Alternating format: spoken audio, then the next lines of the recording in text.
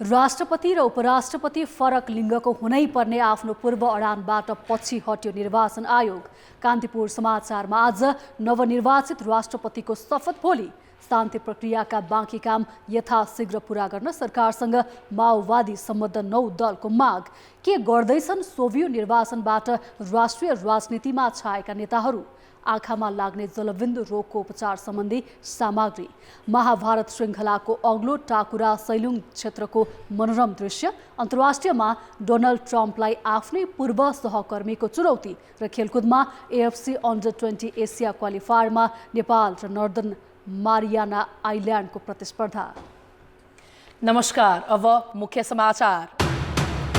विश्व cricket league 2 में UAE माथि नेपालको 177 रनको कीर्तिमानी जित। एक दिवसीय अन्तर्राष्ट्रिय मान्यता जोगियो, ग्लोबल छनौटको सम्भावना बलियो। राम सहाय विरुद्धको उजुरी छानबिनपछि उपराष्ट्रपतिमा 4 उम्मेद्वार कायम।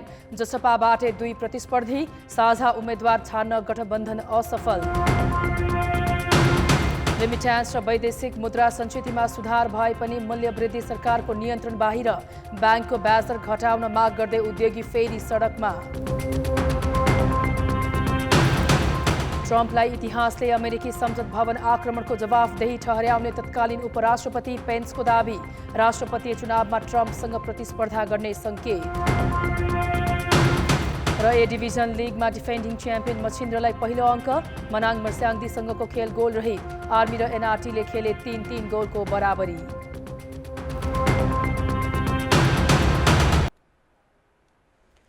नेपालले आइसिसी विश्व क्रिकेट लिग 2 मा यूएई माथि 177 रनको कीर्तिमानी जित हात पारेको छ। कप्तान रोहित पौडेल र ललित नारायण राजवंशीले उत्कृष्ट प्रदर्शन गरे। यो जितपछि नेपाल तालिकाको 4औं स्थानमा उक्लिएको छ भने एक दिवसीय अन्तर्राष्ट्रिय मान्यताले निरन्तरता पाएको छ। टियु क्रिकेट मैदान कीर्तिपुरमा टस जितेर पहिले ब्याटिङ गरेको नेपाल 49 ओभर 2 बलमा 248 रनमा अल आउट भयो। नेपालको सुरुवात निकै खराब थियो।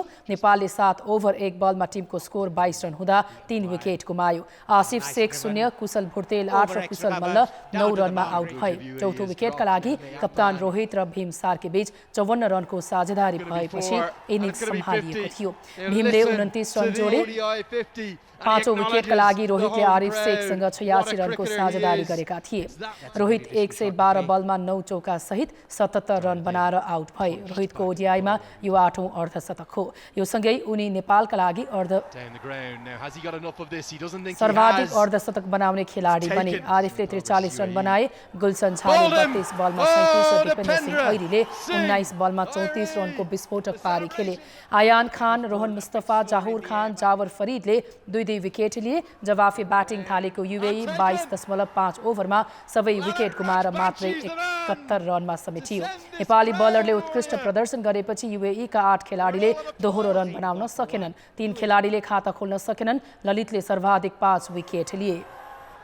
उनले 7.5 ओभर बलिङ गर्दा 20 रन खर्चिएका थिए। सन्दीप लामिछानेले 2 विकेट हात पारे। सोमपाल कामी, दिपेन्द्र सिंह ऐरी र गुलसन झाले 1-1 विकेट हात पारे। नेपालले ओडिआईमा हात पारेको यो सबैभन्दा फराकिलो रन अन्तरको जित हो। यसअघि पपुवा न्युगिनी विरुद्ध 151 रनको जित अन्तरको कीर्तिमा नेपालले तोडेको हो। जितसँगै नेपालले ओडिआई मान्यतालाई निरन्तरता दिँदा यूएईले भने शीर्ष 5 मा रहँदै सिधै ओडिआई मान्यता जोगाउने अवसर गुमाएको छ। नेपालले यूएईलाई पराजित गरेसँगै अमेरिकाले भने 5औं स्थानमा रहँदै ओडिआई मान्यता बचाउने पक्का भयो।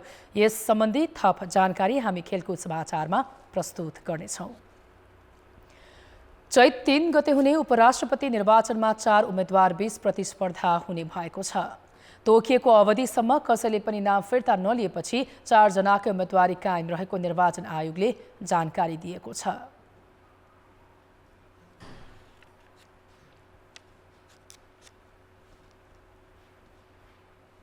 नावली प्रकाशन गर्ने नाम फिर्ता लिने 1 बजेदेखि 4 बजीसम्म समय थियो।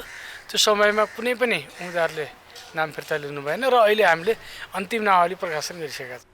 उपराष्ट्रपतिका गठबन्धन दलबाटै तीन उम्मेद्वार छन्। जनता समाजवादी पार्टीबाट राम सहाय प्रसाद यादव र प्रमिला यादव तथा जनमत पार्टीबाट ममता झा चुनावी मैदानमा छन्। दुवै दलले आफ्ना पार्टीका उम्मेद्वार आधिकारिक रहेको दावी गरेका छन्।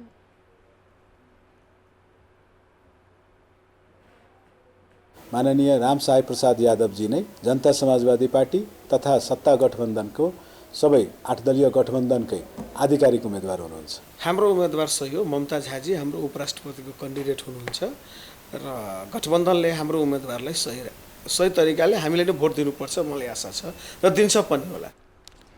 पुरुषले उम्मेदवारी दर्ता गर्न नपाउने निर्वाचन आयोगको आशयपछि प्रमिला यादवलाई उठाएको र अन्तिम समयमा उनको उम्मेदवारी निष्क्रिय गराउने जसपाले जनाएको छ। उता नेकपा एमाले उपाध्यक्ष अष्टलक्ष्मी साक्यलाई उपराष्ट्रपति उम्मेद्वार बनाएको छ।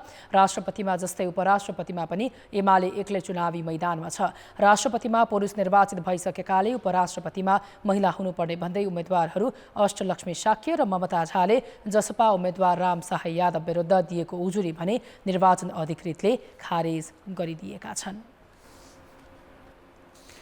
नवनिर्वाचित राष्ट्रपति रामचन्द्र पौडेलले भोलि दिउँसो 1 बजे पद तथा गोपनीयताको शपथ लिने भएका छन्।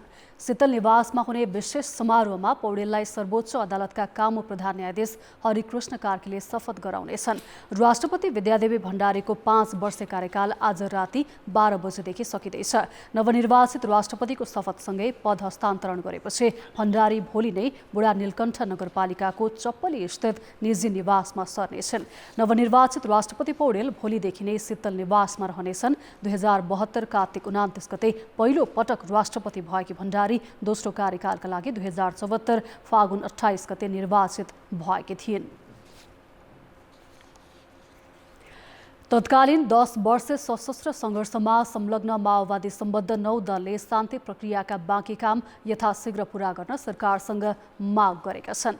आज संयुक्त पत्रकार सम्मेलन गर्दै उनीहरूले शान्ति प्रक्रियाका काम यथाशीघ्र पूरा गर्न माग गरेका हुन्। द्वन्द्वबाट पीडित नागरिक तथा उनीहरूका परिवारलाई न्याय दिलाउने सन्दर्भमा सर्वोच्च अदालतले विद्यमान कानुनमा सुधार गर्न दिएको निर्देशनमा आफूहरूको ध्यान गएको उनीहरूको भनाइ छ।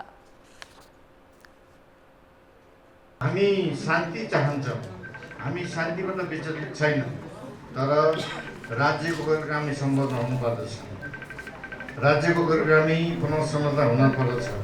एउटा देशमा चाहिँ निर्वाचित भएर आएको भने पनि या चुनेको भने प्रधानमन्त्रीलाई समेत राज्यले नियन्त्रणमा राख्ने प्रयत्न गरिरहेको छ भने एउटा सुकुम्बसीको हालत के होला, एउटा महिलाको हालत के होला, एउटा श्रमिक जनताको हालत के होला। सङ्क्रमणकालीन न्यायसँग सम्बन्धित द्वन्द्वकालका सबै मुद्दाहरू सत्य निरूपण तथा मेलमिलाप आयोगको क्षेत्राधिकार भित्र पर्ने उनीहरूको तर्क छ। विभिन्न सिरामा विभाजित माओवादी घटकहरू पुनः एक ठाउँमा उभिएर अधुरा क्रान्ति पूरा गर्ने समेत उनीहरूको भनाइ छ। सिन्धुलीको फिकलमा बस दुर्घटना हुँदा 6 जनाको मृत्यु भएको छ भने 29 जना घाइते भएका छन्। मध्य पहाडी राजमार्ग अन्तर्गत सिन्धुलीको फिकल गाउँपालिका 4 को कुहीभिरमा भित्तामा ठोकिएर बस दुर्घटना भएको हो। ओखलढुङ्गाबाट काठमाडौँ आउँदै गरेको बा2ख 6596 नम्बरको बस दुर्घटना भएको हो। मृत्यु हुनेमा 3 पुरुष 2 महिला र 1 बालक रहेको जिल्ला प्रहरी कार्यालय सिन्धुलीका प्रवक्ता डीएसपी चिरञ्जीवी दाहालले जानकारी दिए। दुर्घटनामा गम्भीर घाइते भएका 3 जनालाई थप उपचारका लागि हेलिकप्टरबाट काठमाडौँ ल्याइएको छ। अब जनताको आवाज हामीले आज 7 प्रदेशमा सोधेका छौं। सवारी दुर्घटना कम गर्न कसले के गर्नु पर्ला? जनताको आवाज। जेब्रा क्रस त बनाएको छ तर त्यो फलो कसैले गर्दैन। जनचेतनामूलक कार्यक्रम चाहिँ जति सक्यो हामीले डिस्क्रिमिनेसन गर्नु पर्यो, पुर्याउनु पर्यो सबै समुदायमा। अवस्थित सडकहरू छ भने त्यसलाई व्यवस्थापन गर्ने, एज नपुगेको बच्चाहरूलाई चाहिँ नि बाइकहरू नदिदिने, जनचेतनाको लागि ट्राफिकहरू पनि काट्नुपर्छ, हेलमेट लगाएर चलाउनु पर्यो। सडक दुर्घटना नियन्त्रण सुरुमा हामीले बनाएको ऐन नियम कानुनहरूलाई सबैले पूर्ण रूपमा पालना गर्नुपर्छ। चालकले चाहिँ ट्राफिकको नियम पालना गर्नु पर्यो। बाटो काट्न त्यसरी भएन, जहाँ पाए वहीँबाट। मान्छेले जता पाए त्यतै पार्किङ गरिरहेको छ, त्यसको व्यवस्था गर्नु पर्यो। हामी पनि सजगै हुनुपर्छ, चालक पनि सजगै हुनुपर्छ। सडकको स्तरोन्नति गर्नका निमित्त सरकार पक्षले अलिकति ध्यान दियो भने दुर्घटना न्यूनीकरण हुन्छ। बाटो हिँड्दाखेरि आफ्नो साइडमा हिँड्ने गर्नु पर्यो। चालकहरूले बाटो काट्ने ठाउँमा बिस्तारै चलाउने, सवारी साधन चलाउनेहरूले पनि अब जेब्रा क्रसको पनि अब राम्ररी अब हेरिदिनु पर्यो। सवारी साधन चलाउँदाखेरि ध्यान दिएर चलाउनु पर्यो। ड्राइभरले सुस्त गाडी चलाउनु पर्यो। सडकको दायाँ बायाँ राम्ररी हिँड्नुपर्छ। ट्राफिक नियमको पालना गर्ने। ट्राफिक प्रहरीले बाटोमा चेक जाँच गर्नु पर्यो राम्रोसँग। चालकले बाटोको वस्तुस्थिति बुझेर गाडी हाँक्न नसक्ने हो भने दुर्घटना अत्यन्तै बढ्ने र त्यसले ठुलो रूप लाग्न सक्छ। डबल टेबल हाले आउँछन् बाइकमा पनि गाडीमा पनि माथिसम्म मान्छे धेरै हाले आउँछन्, त्यो चेक हुनु पर्यो। दुर्घटना रहित कसरी बनाउन सकिन्छ भन्ने हिसाबले पनि सडक निर्माण गर्नुपर्ने देख्छु। मादक पदार्थ सेवन गरेर ड्राइभरहरूले चलाउनु भएन।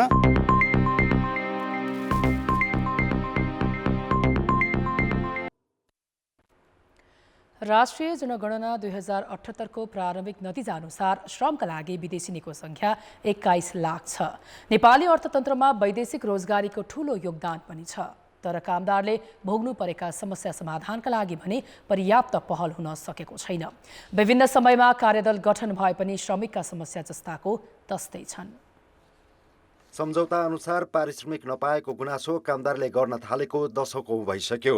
यसबाहेक श्रम गन्तव्य मुलुकका कानुन, कामको प्रकृति, सेवा सुविधा जस्ता अभिमुखीकरण तालिम र आवश्यक सिप बिना जाँदा कामदारहरू विदेशी भूमिमा समस्यामा पर्ने गरेका छन्।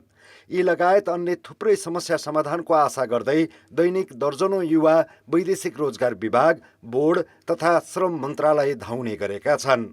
ग्रिस जाने भनेर चाहिँ टिकट काटिसकेको थियो। हाम्रो कन्फर्म टिकट उसले काटेर हामीलाई ठक्क त्यो टिकट पनि पठाइदियो।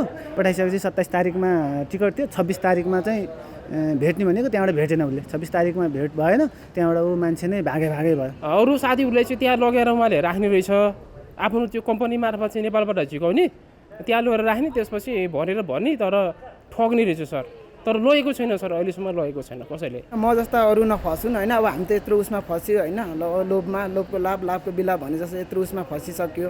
अब हामी जस्ता नेपालीहरू चाहिँ अरू नफसुन् भन्न म चाहन्छु sir. Qatar, Saudi Arab, Bahrain, Spain, Malaysia लगायतका मुलुकमा कामदार अलपत्र छन्। तर त्यस्ता नेपालीको संख्या कति छ भनेर न त सम्बन्धित मुलुकस्थित नेपाली दूतावासलाई थाहा छ, न वैदेशिक रोजगार विभागलाई। अलपत्र परेका मध्ये धेरैजसो दूतावासको पहुँचमै पुग्न सक्दैनन्। तीमध्ये हाल दुबई, मलेसिया र कतारमा अल्पत्र रहेका 1273 नेपालीलाई उद्धारका लागि प्रक्रिया अघि बढाइएको वैदेशिक रोजगार बोर्डले जनाएको छ। यो चाहिँ श्रम मन्त्रालय अन्तर्गत यो वैदेशिक रोजगार बोर्ड भएको हुनाले चाहिँ वैदेशिक रोजगारीमा स्वीकृति लिएर जानेको चाहिँ नि क्राइटेरियामा हामी पर्छौँ र हामीले त्यसरी लास झिकाउँछौँ। त्यसमा चाहिँ हाम्रो कार्यक्षेत्रभन्दा बाहिर भयो, यसलाई चाहिँ परराष्ट्रले पहल गरेर एम्बेसीले निकाल्छ। नेपालमा भने जस्तो रोजगारी नपाउँदा विदेशिनीको संख्या वर्षेनी बढ्दो छ। पछिल्लो 1 वर्षमा मात्रै 1.5 लाख कामदार विभिन्न मुलुक गएका छन्। कामदार अल्पत्र पर्ने, सेवा सुविधा र सुरक्षाको ग्यारेन्टी नहुने जस्ता समस्या चुनौतीपूर्ण भएकाले समाधानका लागि निजी क्षेत्रसँगको समेत सहकार्य आवश्यक भएको विज्ञको भनाइ छ। हाम्रा रोजगार व्यवसायीहरू र त्यहाँका रोजगार व्यवसायीहरू जुन अहिले समन्वय गरेर हाम्रा श्रमिकहरू लाने, त्यहाँ काम दिलाउने गरिरहेछन्, यो निजी क्षेत्रलाई पनि अलिकता सरकारले समन्वय गरेर सहकार्य गरेर अलिकता त्यसलाई खबरदारी नै नभनौँ, तर अलिकता सचेतपूर्ण तरिकाले हाम्रा श्रमिकको काम चाहिँ सकेसम्म कम श्रमिक प्रभावित त हुन्छन्, सकेसम्म अरूको तुलनामा कम श्रमिक प्रभावित हुन्। खाडी मुलुक होसिया, युरोप तथा अमेरिका वैदेशिक रोजगार प्रति आकर्षण बढिरहेको छ, तर कामदारले भोग्नु परेका समस्या समाधान हुन सकेका छैनन्। सरकारले पनि म्यानपावर कम्पनीलाई नियमन र निगरानी गर्न नसक्दा पनि यो समस्या झन् चुनौतीपूर्ण बनेको छ। कान्तिपुर समाचारका लागि क्यामेरामा हेमकुमार पर्साईका साथ किरण अधिकारी, काठमाडौँ। आज विश्व जलबिन्दु दिवस। यो रोगबाट वर्षेनी धेरै मानिसले आँखाको ज्योति गुमाउने गरेका छन्। जनचेतनाको अभाव र आँखा उपचार गर्ने स्वास्थ्य संस्था सहर केन्द्रित हुँदा ग्रामीण क्षेत्रका मानिसले यो रोग लागेको वर्षौंसम्म थाहा नै पाउँदैनन्। वर्षौंपछि उपचार गर्न जाँदा दृष्टि नै गुम्ने गरेको छ। व्यक्तिलाई दृष्टिविहीन बनाउने रोग मध्येको आँखामा लाग्ने जलबिन्दु प्रमुख हो। यो रोग लागेपछि निको हुँदैन, तर रोकथामका लागि दिइने औषधि र शल्यक्रियाले आँखाको ज्योति गुम्नबाट भने बचाउन सकिन्छ। दृष्टि गुम्नबाट बचाउने चाहिँ हामीले प्रयास गर्छौँ, त्यो औषधिको माध्यमले होस् या सर्जरीले होस्। यसलाई चाहिँ हामीले जसै पनि प्रिभेन्ट गर्नुपर्छ होइन। निदान भने कम्प्लिटली क्योर हुँदैन नि त, त्यही भएर ट्रिटमेन्ट गर्नु पर्यो औषधि अब सर्जरी गर्यो भने केही वर्षसम्म ड्रप लाउनु पाउँदैन ड्रप लायो भने चाहिँ हामीले एउटा दिने कि दुईटा दिने कि अथवा अपरेसन गर्ने कि त्यो चाहिँ हामीले फर्स्ट भिजिटमै अथवा 2-3वटा भिजिटमा चाहिँ हामीले पेसेन्टको कन्डिसन हेरेर चाहिँ हामीले त्यो गर्छौँ रोगको कुनै लक्षण समेत नदेखिनु यसको सबैभन्दा जोखिम पक्ष हो त्यही भएर धेरै मानिसले आफूलाई यो रोग लाग्यो भनेर थाहा नै पाउँदैनन् ढिलो गरेर थाहा पाउँदा यसले आँखाको दृष्टि सम्बन्धी स्नायुमा क्षति पुर्याइसकेको हुन्छ यो रोग लागेर आँखामा क्षति हुँदा पनि दृष्टिमा कुनै असर नदेखिन सक्छ सानो आँखा जाँचमा जाँच केन्द्रहरूमा डाक्टरहरू पनि हुनुहुन्न अब स्पेशलिस्ट हुने कुरा त टाढैको कुरा हो अनि उहाँहरूले त्यही दृष्टि देख्ने नदेख्ने अब जलबिन्दुमा छेउको देखिँदैन सुरुमा अगाडिबाट त देख्नुहुन्छ अनि भिजन राम्रै छ भनेर खुसी खुसी बस्नुहुन्छ जब उहाँहरूले थाहा पाउनुहुन्छ जब आँखा देख्नुहुन्न त्यो अवस्था चाहिँ एकदमै जटिल भइसकेको अवस्था हुन्छ कि अगाडि एकदम डिजिज अगाडि प्रोग्रेस भइसकेको अवस्था हुन्छ अनि त्यसले गर्दाखेरि चाहिँ उपचारको आउटकम पनि त्यही अनुसार हुन्छ सुरुमै उपचार गर्न पाइँदैन अनि त्यसपछि बिग्रिसकेको आँखालाई अब कतिसम्म बचाउन सक्ने भन्ने कुरा हो जलबिन्दु हुँदा आँखाभित्रको चाप अर्थात् प्रेसर बढ्छ विशेषज्ञ चिकित्सकले आँखाको प्रेसरबाट जलबिन्दु लागे नलागेको पत्ता लगाउने गर्छन् तर नेपालमा जलबिन्दु विशेषज्ञ 30 जना भन्दा बढी छैनन् आँखाको विशेषज्ञ चिकित्सक समेत भएका अस्पताल निश्चित शहरमा मात्रै छन् दुवै आँखामा जलबिन्दु भएका बिरामीमा कुनै एउटा आँखामा भने बढी क्षति हुने गरेको अनुसन्धानले देखाएको छ 6 महिनामा वर्ष दिनमा स्क्रिनिङको लागि भए पनि त्यहाँ चिकित्सकहरूलाई सम्बन्धित चिकित्सकलाई पुर्याउन पायो भने सजिलो र अर्को भनेको जलबिन्दुको औषधि धेरै महँगो हुन्छ एउटै औषधि 1200-1300 रुपियाँ पर्छ जुन महिनौ दिन भन्दा बढी चल्दैन वंशानुगत 40 वर्ष नागेको मधुमेह टाउको वा आँखामा चोट लागेका व्यक्तिमा जलबिन्दुको जोखिम धेरै हुन्छ जलबिन्दु भएमा जीवनभर नै आँखामा औषधि हाल्नुपर्ने हुन्छ यसको रोकथाममा प्रयोग हुने औषधि पनि महँगो भएकाले गरिब नागरिकलाई आर्थिक भार बढ्ने गरेको छ कान्तिपुर समाचारका लागि क्यामेरामा सुरज खड्काका साथ जितेन्द्र झा र अस्मिता ब्राजुली काठमाडौँ दोलखा र रामेछापको संगमस्थल सैलुङ क्षेत्र महाभारत श्रृङ्खलाकै अग्लो टाकुरा हो घोडचडी जङ्गल विहार कृषि पर्यटन लगायतमा उपयुक्त मानिएको यो क्षेत्र हिउँदमा हिउँले छोपिने र चैत वैशाखमा चिमाल र गुराँस फुलेर मनमोहक बन्ने गर्छ यिनै विशेषताका कारण सैलुङ क्षेत्र पछिल्लो समय आन्तरिक पर्यटकको रोजाइमा पर्ने गरेको छ 3146 मिटर उचाइमा छ महाभारत पर्वतकै अग्लो टाकुरा सैलुङ हिन्दू र बौद्ध मार्गीहरूको धार्मिक आस्थाको केन्द्र समेत हो सैलुङ क्षेत्र हिउँदमा यहाँका थुम्काहरू हिउँले ढाकिन्छन् चैत्र वैशाखमा भने चिमाल गुराँस झपक्कै फुल्दा यो ठाउँ बेहुली सिँगारिए झैँ देखिन्छ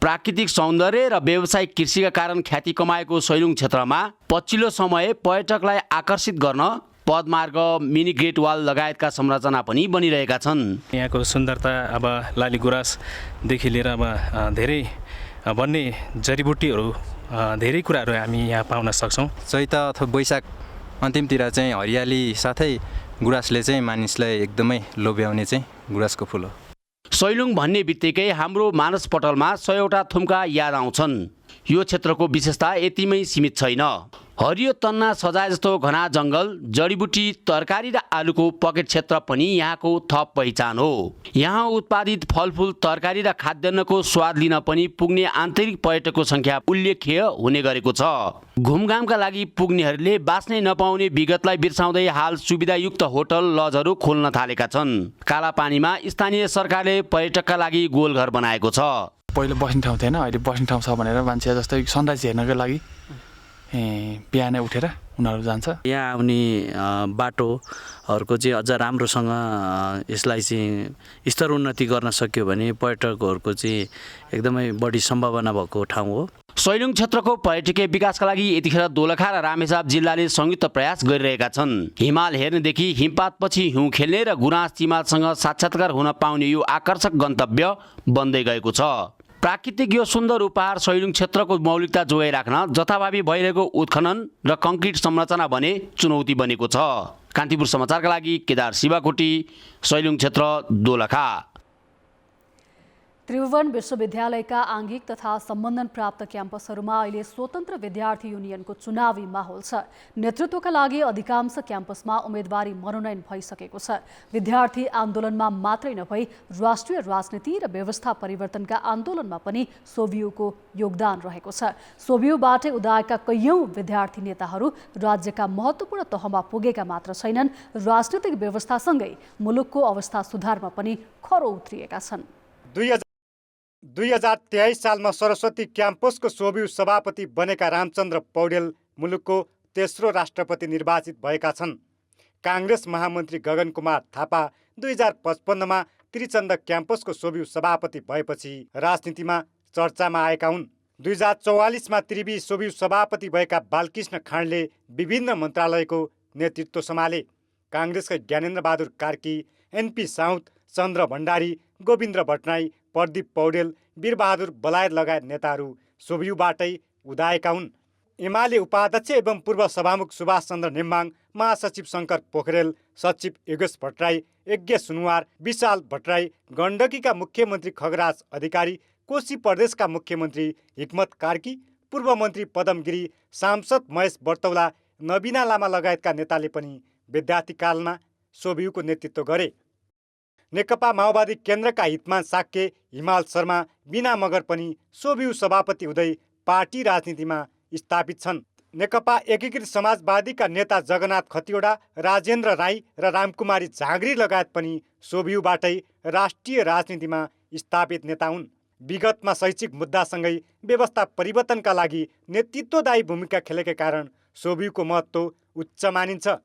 व्यवस्था परिवर्तनको आन्दोलनको एउटा चाहिँ त्यो सामर्थ्य राख्ने त्यो खालको योग्यता यसले प्रदर्शन गरेको थियो, त्यो खालको एउटा स्ट्रेन्थ प्रदर्शन गरेको थियो। तर आजको विद्यार्थी आन्दोलन सोभियूको मोर्चा यसो हेर्दाखेरि त्यो सामर्थ्य हिजो निर्वाह गरेको एउटा चाहिँ अग्रजहरूको भूमिका, त्यो गरिमा र आज जो हेर्दाखेरि केही ग्यापहरू देखिन्छ। यसमा एउटा कारण छ, हिजोको विद्यार्थी आन्दोलन विशुद्ध विद्यार्थीहरूको बिचमा जोडिएर शैक्षिक मुद्दा केन्द्रित विद्यार्थीहरूको हक र अधिकार प्राप्तिको आन्दोलनसँग स्टुडेन्ट मुभमेन्ट, स्वतन्त्र विद्यार्थी त्यही प्रकारले सृजनात्मक रचनात्मक धारबाट अगाडि बढ्थ्यो।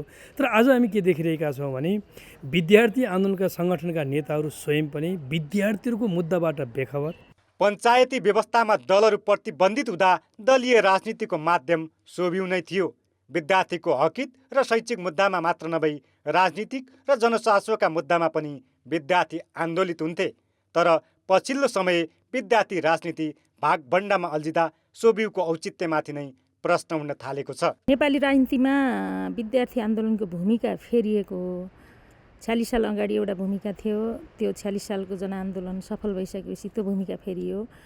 त्यसपछि 59 सालको असोज पछाडि फेरि एकपटक विद्यार्थीहरू एउटा राजनीतिक मुद्दामा आउने अवस्था बन्यो, जुन हाम्रो बेलाको राजनीतिको एकदमै त्यो क्लाइमेक्सको बेला थियो। नेपालका विद्यार्थी सङ्गठनहरू सृजनात्मक, रचनात्मक, सकारात्मक आन्दोलनको नेतृत्व गर्नुपर्ने विद्यार्थी सङ्गठनहरू कतै अल्मलिरहेको, कतै हराइरहेको र खास गरी अहिले सबै सङ्गठन हेर्ने हो भने शैक्षिक मुद्दाहरू अथवा विद्यार्थीका मुद्दाहरू भन्दा पनि बढी आफ्नै सङ्गठनकै आन्तरिक लडाइँमा, सङ्गठनकै मतभेदमा चाहिँ बढी अल्झिरहेको चाहिँ र आफूभित्रै को अगाडि बढ्ने, को पछाडि जाने भन्ने झिना मसिना कुरामा चाहिँ विद्यार्थी सङ्गठनहरू चाहिँ अल्मलिएको देखिन्छ। 2004 सालमा जयन्तु संस्कृतम होस् वा 2036 साल र त्यसपछिका आन्दोलन सबैमा विद्यार्थीको भूमिका महत्त्वपूर्ण छ। विगतको गौरवलाई जोगाउँदै विद्यार्थी आन्दोलनलाई रचनात्मक बनाउन चुनौती देखिएको छ। कान्तिपुर समाचारका लागि क्यामेरामा विनोद कोजुका साथमा प्रकाश बम, काठमाडौँ।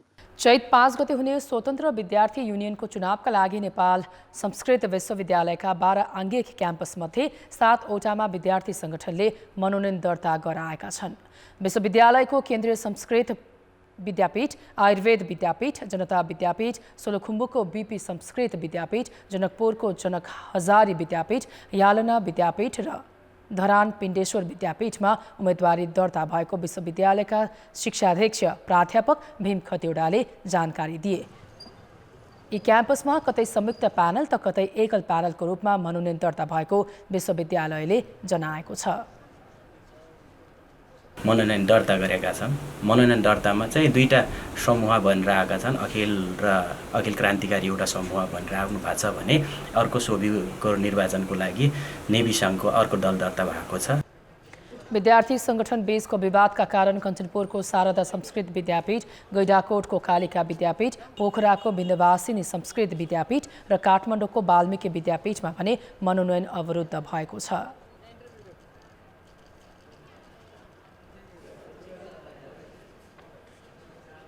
ठिक्क नोमिनेसन गर्ने बेलामा एउटा विद्यार्थी सङ्गठनले प्रशासन र यो हाम्रो सोभियो निर्वाचन समितिको कार्यकक्षमा तालाबन्दी गरेको कारण रोकिएको छ। तर हामी निरन्तर अहिले वार्तामा छौँ। वार्ता टुङ्गिने बित्तिकै हामी फेरि नोमिनेसन जारी राख्छौँ। मनोनयन दर्ता अवरुद्ध भएका क्याम्पसहरूमा विद्यार्थी संगठनसँग छलफल गरी पुनः कार्यतालिका प्रकाशित गरिने विश्वविद्यालयले जनाएको छ। नेपाल संस्कृत विश्वविद्यालयका 12वटा आङ्गिक क्याम्पसमा 2026 मतदाता छन्। अर्थ र विकास। ब्याङ्कको ब्याज दर वृद्धिको विरोधमा उद्योगी व्यवसायीले आज काठमाडौँ माइती घरमा प्रदर्शन गरेका छन्। राष्ट्र ब्याङ्कको गलत नीतिका कारण लाखौँ उद्यमीको व्यवसाय डुब्न लागेको भन्दै उद्योग वाणिज्य महासङ्घका जिल्ला तथा नगर सङ्घहरूले प्रदर्शन गरेका हुन्।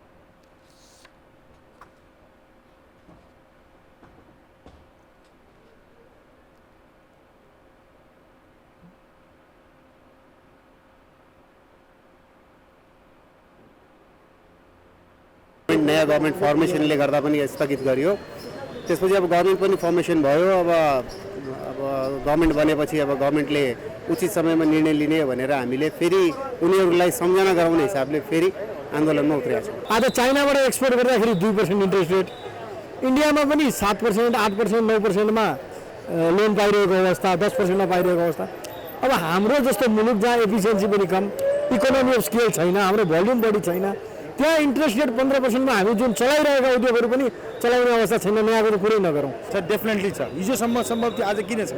यस्तो के भयो 1 साल 1.5 सालमा कि तपाईँको सिङ्गल डिजिटलाई डबल डिजिटमा पनि त मल्टिपल 2 टाइम्स ग्रोथ भयो त्यहाँनिर। कोभिडको मारबाट थला परेर उगिन नपाउँदै नेपाल राष्ट्र ब्याङ्कले जुन नीतिहरू लिएर आयो कि मौद्रिक नीतिको कुरा गरौँ, चालु पुँजीकर्ता निर्देशिकाको कुरा गरौँ, सिसिडी रेसियोको कुरा गरौँ, 7 days 0 ब्यालेन्सको कुरा गरौँ, कस्तो चाहिँ एकदमै यस्तो खालको नीति लिएर जसले गर्दा औद्योगिकीकरण कुनै पनि हालतमा सम्भव छैन। ब्याज दरमा स्थिरता कायम गर्नुपर्ने, चालु पुँजी निर्देशिका स्थगित गर्नुपर्ने, मौद्रिक नीति परिमार्जन गर्नुपर्ने, प्रिमियर दर नियन्त्रण गर्नुपर्ने लगायत माग उनीहरूले राखेका छन्। तत्कालीन अर्थमन्त्री विष्णु पौडेलले माग पूरा गर्ने आश्वासन दिएपछि आन्दोलन स्थगित गरेका व्यवसायी पुनः आन्दोलनमा उत्रिएका हुन्। रेमिट्यान्समा सुधार तथा आयातमा आएको कमीले वैदेशिक मुद्रा सञ्चित बढे पनि महँगी भने उच्च भएको छ। नेपाल राष्ट्र ब्याङ्कले आज सार्वजनिक गरेको चालु आर्थिक वर्षको 7 महिनाको वित्तीय रिपोर्टमा महँगी 7.88% पुगेको देखिएको हो। नेपाल राष्ट्र बैङ्कको रिपोर्टले गत आर्थिक वर्षको 7 महिनाको तुलनामा यस वर्ष महँगी 1.64%ले बढेर 7.88% पुगेको देखाएको छ। गत वर्ष यो दर 6.24%मा थियो। खाद्यान्न, होटल तथा रेस्टुरेन्ट, यातायात, सुर्तीजन्य वस्तु लगायतका क्षेत्रमा उच्च मूल्य वृद्धि भएको छ। भौगोलिक रूपमा सबैभन्दा बढी उपत्यकामा 8.47% मूल्य वृद्धि भएको छ। राष्ट्र बैङ्कले गरेको कडाइका कारण आयात 19%ले घटेर 9 खर्ब 19 अर्बमा सीमित भएको छ। गत वर्ष यही अवधिमा 11 खर्ब 47 अर्बको आयात भएको थियो। यस्तै निर्यात पनि बढ्न सकेको छैन। गत वर्ष 1 खर्ब 31 अर्बको निर्यात भएकोमा यस वर्ष 93 अर्बमा सीमित छ। रेमिट्यान्स भने 27%ले वृद्धि भई 6 खर्ब 89 अर्ब 88 करोड पुगेको छ। वैदेशिक मुद्राको सञ्चितमा 13.8%ले वृद्धि भई 10 अर्ब 50 करोड अमेरिकी डलर पुगेको छ। यो सञ्चितले 9 महिनाको वस्तु तथा सेवा आयात गर्न पुग्नेछ। यस वर्ष देशबाट बाहिरिने भन्दा भित्रिने रकम बढेको छ, जस अनुसार शोधनान्तर बचत 1 खर्ब 33 अर्ब पुगेको छ। गत वर्ष 2 खर्ब 47 अर्बले शोधनान्तर घाटामा थियो। त्यस्तै वैदेशिक रोजगारीमा जान नयाँ श्रम स्वीकृति लिनेको सङ्ख्या 57%ले वृद्धि भएर 3,14,000 पुगेको छ। पुनः श्रम स्वीकृति लिनेको सङ्ख्या 10%ले वृद्धि हुँदा 1,67,000 जना वैदेशिक रोजगारीमा गएका छन्। वैदेशिक रोजगारीमा जानेको सङ्ख्या वृद्धि भएपछि रेमिट्यान्स आप्रवाहमा सुधार देखिएको हो। अब जनमतको अन्तिम परिणाम। जनमतमा हिजो हाम्रो प्रश्न थियो, सोभियो निर्वाचनलाई निष्पक्ष बनाउन के गर्नु पर्ला? ए विद्यार्थीमा अनुशासन, बी दलीय हस्तक्षेप अन्त्य र सी नियमित निर्वाचन। जनमतको अन्तिम परिणाम यस्तो छ, ए विद्यार्थीमा अनुशासनमा 44%, बी दलीय हस्तक्षेप अन्त्यमा 33% र सी नियमित निर्वाचनमा 23%। अब आजको प्रश्न। जनमत हाम्रो प्रश्न छ, महँगी अचाकले बढ्नुको कारण के होला? ए आन्तरिक उत्पादन नबढेर, बी विदेशी वस्तुमा निर्भरता र सी अनुगमन अभाव। जनमतको अन्तिम परिणाम भोलि साँझ 8 बजेको कान्तिपुर समाचारमा प्रसारण गर्नेछौँ। कृपया NEWS न्युज स्पेस AB वा सी टाइप गरी 34001मा SMS गरी आफ्नो मत व्यक्त गर्नुहोला। बजारमा वस्तुको बिक्रीमा कमी आएसँगै उद्योगी व्यवसायीको आम्दानी घटेको छ। व्यवसायीको आम्दानीमा आएको ह्रासको असर सरकारको राजस्वमा समेत देखिएको छ। आन्तरिक राजस्व विभागले लक्ष्य अनुसार आयकर सङ्कलन गर्न सकेको छैन। बजारमा सिमेन्ट र छडको खपतमा कमी आएसँगै उत्पादनमा समेत कमी आएको छ। यी उद्योगहरूले 30% क्षमतामा मात्रै चलेका छन्। अर्थात् दिनमा 100 बोरा सिमेन्ट उत्पादन गर्ने क्षमताका उद्योगले दैनिक 30 बोरा मात्रै उत्पादन गरिरहेका छन्। दैनिक उपभोग्य वस्तुको खपत 18%, सवारी साधनको बिक्री 75% र घर जग्गाको कारोबार आधाले घटेको छ। रेस्टुरेन्टमा आउने ग्राहक 20%ले घटेका छन्। यी सबैको सिधा असर औद्योगिक प्रतिष्ठान, व्यापारी र व्यक्तिगत आम्दानीमा पर्दा सरकारले सङ्कलन गर्ने आयकर समेत घटेको छ। बैंक तथा वित्त क्षेत्रले ठुलो योगदान गर्ने, त्यसको पनि आय घटेको छ हैन। हेर्दाखेरि ब्याङ्करले मुनाफा गरे भनेर ठुलो रकम देखिए तापनि प्रतिशत घटेको छ। अब अर्को चाहिँ के छ भन्दा मान्छेसित हातको पैसा पनि छैन र तिर्नुपर्ने पैसा पनि मान्छेले तिर्न सकेका छैनन्। त्यसकारणले गर्दा कतिले त आय विवरणै बुझाएका छैनन् कि। आन्तरिक राजस्व विभागले माघ मसान्तसम्म 1 खर्ब 48 अर्ब आयकर सङ्कलन गर्ने लक्ष्य लिएकामा 1 खर्ब 7 अर्ब मात्रै सङ्कलन भएको छ, जुन लक्ष्यको 72% मात्रै हो। शिक्षा कर बाहेकका अरू कर लक्ष्य अनुरूप उठ्न सकेका छैनन्। मूल्यवृद्धि कर 83% र अन्तशुल्क 84% मात्रै उठेको छ। कतिपय व्यापारीले त राज्यलाई आय विवरण समेत बुझाएका छैनन्। काम गरिरहेको करदातालाई अर्को उसको आपूर्तिकर्ता अथवा सम्बन्धित चाहिँ व्यक्ति तथा फर्मले उसको नाममा अग्रिम करकट्टी भुक्तानी गरेको आधारमा निज करदाताहरूले कारोबार गरेको देखियो। तर कारोबार गरिरहेको करदाताले हामीसँग भएकै सूचनाको आधारमा पनि आय विवरण नदिएको हिसाबमा उहाँहरूको दायित्व हो आफ्नो कर्तव्य पुरा गर्नुहोस् भनेर एउटा अनुरोधको सूचना हामीले निकालेका छौँ। 14 खर्ब 3 अर्ब कुल राजस्व सङ्कलन गर्ने लक्ष्य लिएकामा आर्थिक वर्षको 8 महिना बित्न लाग्दा 40% मात्रै अर्थात् 5 खर्ब 67 अर्ब सङ्कलन भएको छ। राजस्वले चालु खर्च धान्ने स्थिति देखिएको छैन। त्यसैले सरकारले पुँजीगत खर्च सही तवरले गर्न जोड दिनुपर्ने देखिन्छ। कान्तिपुर समाचारका लागि क्यामेरामा राजेन्द्र महर्जन र सञ्जय लुटेलका साथमा सुदिल पोखरेल, काठमाडौँ। प्रधानमन्त्री पुष्पकमल दाहालले देशको अर्थतन्त्र अहिले सजिलो अवस्थामा नरहे पनि आत्तिहाल्नुपर्ने परिस्थिति नरहेको बताएका छन्। नेपाल निर्माण व्यवसायी महासङ्घको 24औं साधारण सभामा उनले हाल मुलुकमा 10 महिनाभन्दा बढीको वस्तु तथा सेवा आयात थान्ने सञ्चित रहेको र यसले देशको अर्थतन्त्र सङ्कटबाट क्रमशः सुधारतर्फ अग्रसर भइरहेको देखाएको दावी गरे। अब आर्थिक गतिविधिलाई कसरी चलायमान बनाउने र अर्थतन्त्रका सूचकमा कसरी सुधार ल्याउने भन्नेतर्फ नै सरकारको ध्यान गएको उनको भनाइ छ। बाह्य क्षेत्र सन्तुलनमा राख्न तत्कालीन अवस्थामा लिएका नीतिहरूका कारणले गर्दा त्यस्तो खतराको सम्भावना टरेको छ। हाम्रै छिमेकका केही मुलुकहरू वैदेशिक मुद्राको घट्दो सञ्चितबाट आर्थिक रूपले कठिन अवस्था परेको बेला हामीसँग भने 10 महिनाभन्दा बढीको वस्तु तथा सेवा आयात धान्ने वैदेशिक सञ्चित रहेको छ। कसिलो मौद्रिक नीतिले ब्याङ्कको ब्याज दर बढ्न गएको अवस्थामा कसरी एकल बिन्दुमै सीमित राख्न सकिन्छ भन्नेतर्फ आफूले राष्ट्र ब्याङ्क र सम्बद्ध पदाधिकारीसँग छलफल गरी आवश्यक निर्देशन समेत दिइसकेको प्रधानमन्त्री दाहालले बताए। निजी क्षेत्रसँगको सहकार्यमा अर्थतन्त्रमा देखिएका समस्या समाधान गर्दै चुनौतीलाई अवसरमा बदल्न सरकार सङ्कल्पबद्ध रहेको उनको भनाइ छ। उनले सबैभन्दा धेरै पुँजीगत बजेट रहेको भौतिक पूर्वाधार मन्त्रालयलाई खर्च बढाउने, निर्माण व्यवसायका बाँकी रहेका भुक्तानी समयमै भुक्तान गर्ने दिशातर्फ सरकारको ध्यान गएको पनि उल्लेख गरे।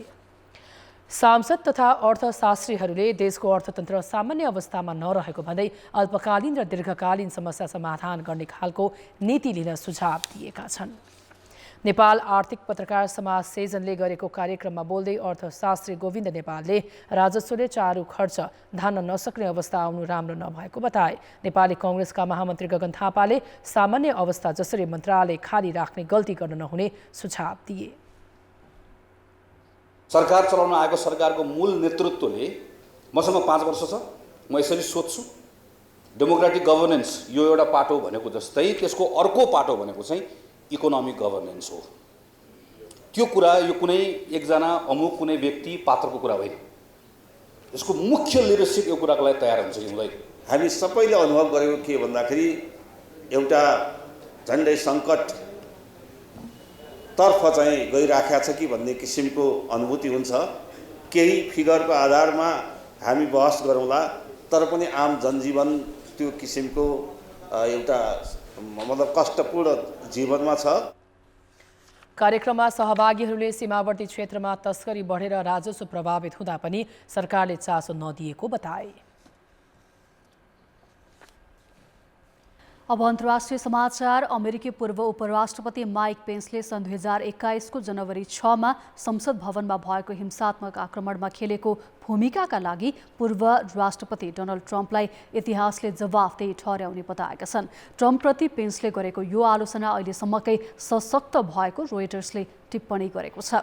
वाशिंटन डीसीमा आयोजित एक कार्यक्रममा बोल्दै पेन्सले पूर्व राष्ट्रपति ट्रम्प गलत भएको र उनका गैर जिम्मेवार अभिव्यक्तिले उक्त दिन संसद भवनमा उपस्थित आफ्नो परिवार र अन्य सबैको ज्यान जोखिममा पारेको बताए। पछिल्ला दिनमा सञ्चार माध्यमलाई दिएका अन्तर्वार्ता र गत नोभेम्बरमा प्रकाशित आफ्नो संस्मरणमा पेन्सले ट्रम्पको चर्को आलोचना गर्दै आएको भए पनि यो अहिलेसम्मकै कडा अभिव्यक्ति हो। पेन्सले आगामी वर्ष हुने राष्ट्रपति निर्वाचनमा ट्रम्पलाई चुनौती दिने संकेत समेत गरेका छन्।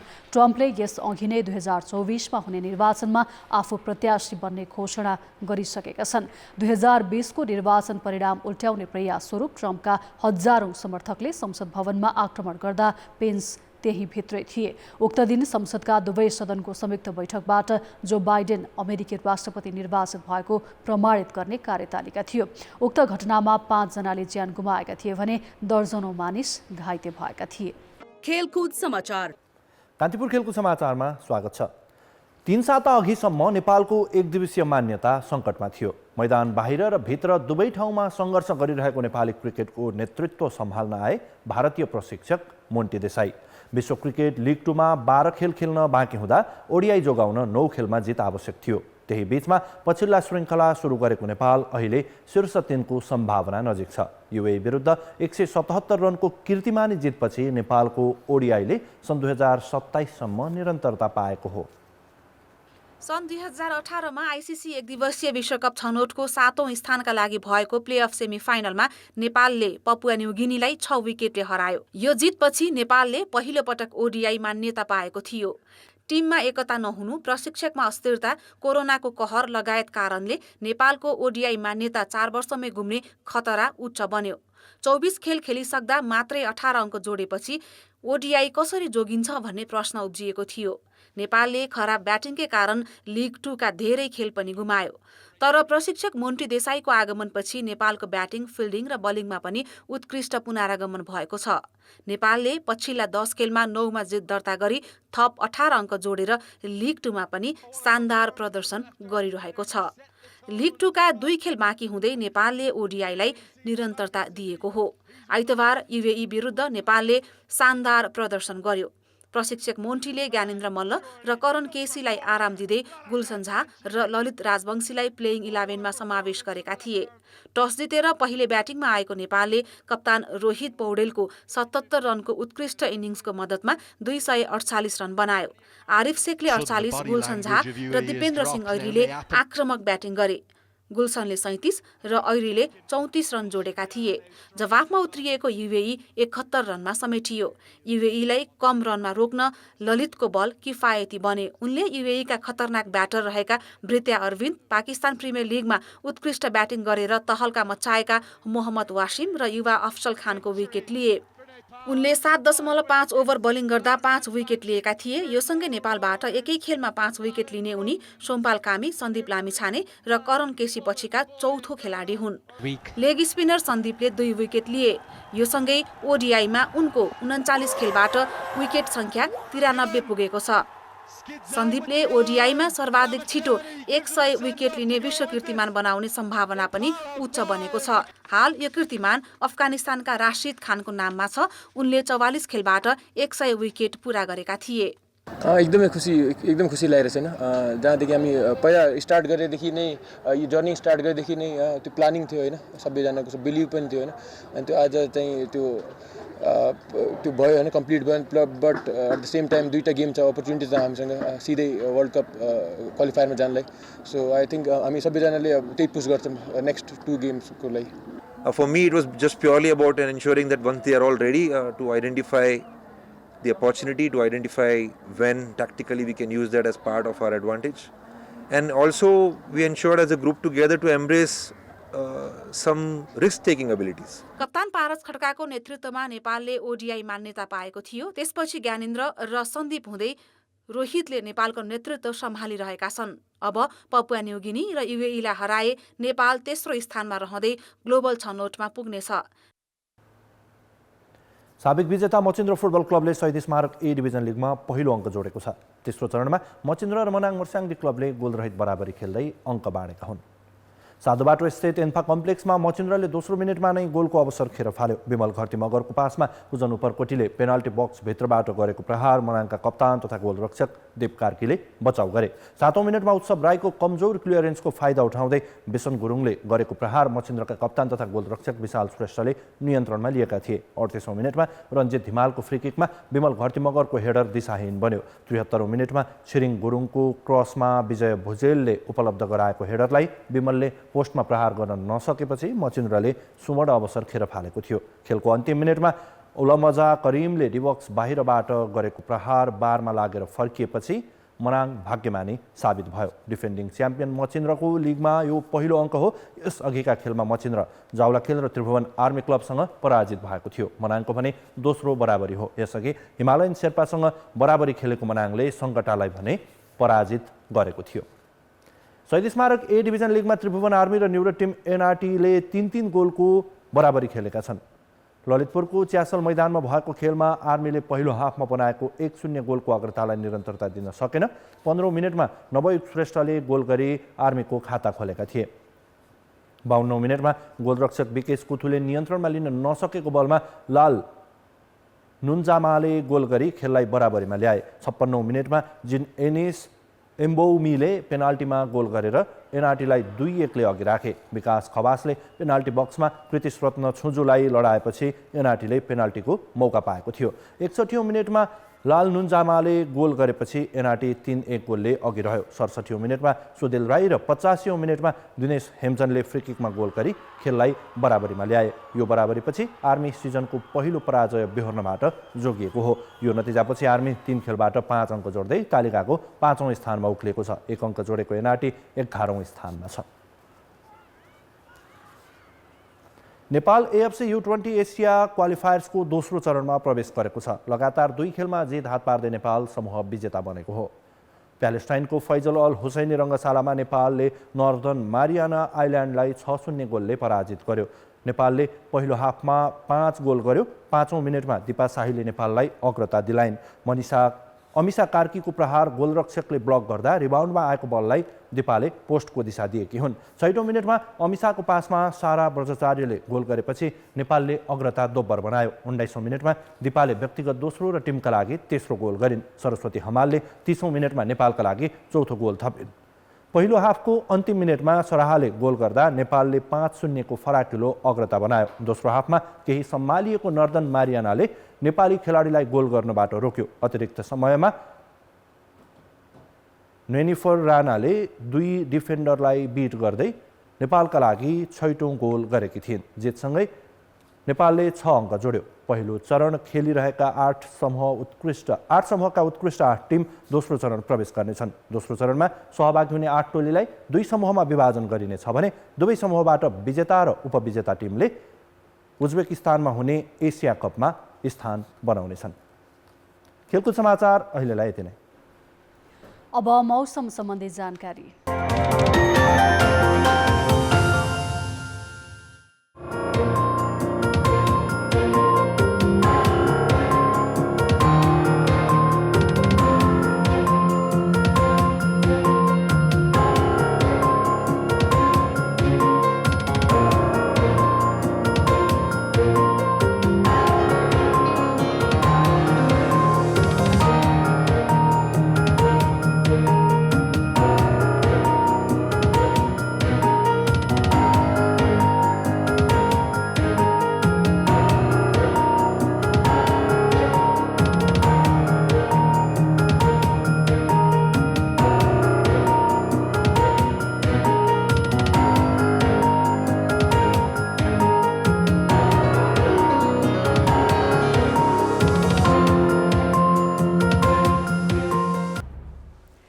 कान्तिपुर समाचार अहिलेलाई सकियो। कान्तिपुर टेलिभिजन हेर्दै गर्नुहोला।